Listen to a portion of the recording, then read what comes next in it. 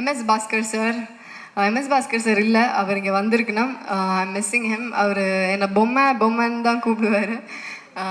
Is very sweet and அவரோட sense, timing sense, அவரோட spontaneity sense, டக்குன்னு காமெடி அப்படியே ஃப்ளோ வந்துக்கிட்டே இருக்கும். So it was fun working with him.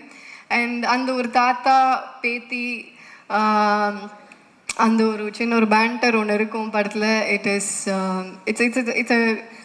Is a comedy, right? It's a comedy drama. And படத்தை பற்றி அதான் இந்த ஐ நோ சுமன் ஆல்ரெடி சொல்லிட்டாரு, பட் இருந்தாலும் நானும் சொல்லிடுறேன், ஒரு தடவை நானும் கிளியர் பண்ணிடுறேன். ஏன்னா இது எல்லாருமே என்கிட்ட கேட்குற ஒரு விஷயந்தான். பேபி ஜான் வருது, டிசம்பரில் ஹிந்தி படம் வருது, இங்கே ஹிந்தி திணிப்பை பற்றி ஒரு படம் பண்ணிகிட்ருக்கீங்க அப்படின்ட்டு. இது at the end of the day இது வந்து ஹிந்தி திணிப்புங்கிறது டீசரில் நீங்கள் பார்த்தீங்கனாலும் இது பொதுவாக திணிப்பை பற்றி தான், பெண்கள் மேலே வர திணிப்பை பற்றி தான் இது. ஸோ எல்லா விதமான திணிப்பை பற்றி இது ஒரு சின்ன மெசேஜ். ஃபுல்லாக கை தட்டிடுங்க.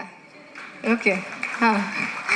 ஸோ இது வந்து ஒரு சின்ன இது வந்து மெசேஜ் சொல்கிறதுக்கு ட்ரை பண்ணுறோம், but this is not going to be preachy.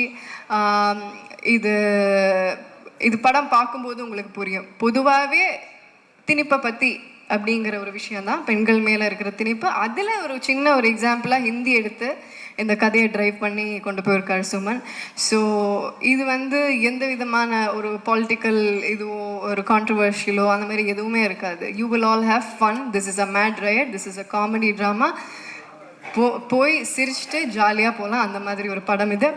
And all my other actors, Ravindra Vijay, I had a great time working with you. Thank you, Ravindra. அவர் பயங்கரமான பெர்ஃபார்மர். அவர் ஃபேமிலி மேன்லேயும் நடிச்சிருக்காரு, நிறைய படத்தில் நடிச்சிருக்காரு. பட் நான் அவர் கூட இதுதான் ஃபஸ்ட் டைம் நடிக்கிறேன். I had a great time. Thank you. I think nobody else could have pulled it out other than you.